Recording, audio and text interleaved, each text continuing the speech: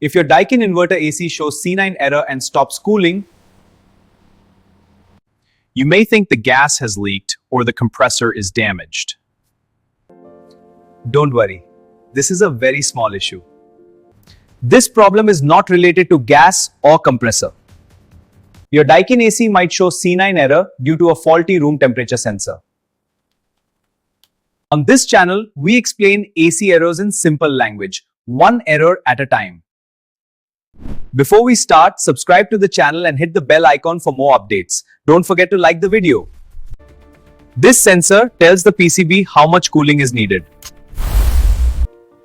When the sensor fails, the AC becomes blind. The compressor and outdoor unit will not start. Turn off the power and unplug the AC. Now let's see where this sensor is located.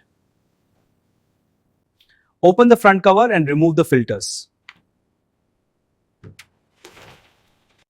Behind the filters, you will find a thin black wire with a bulb tip. If it is dusty, clean it gently with a soft cloth. Sometimes rats cut the sensor wire. If the wire is cut, rejoin it properly. Open the indoor unit and locate the PCB. Remove the sensor jack and plug it back firmly.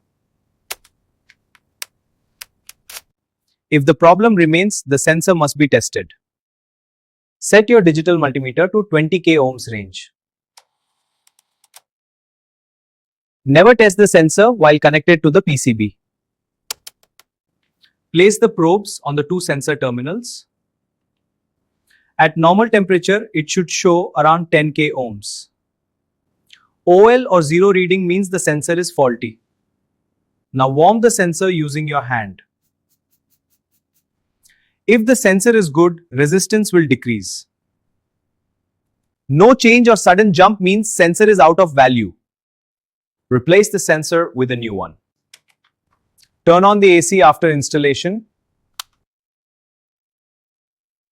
The error will disappear and cooling will start.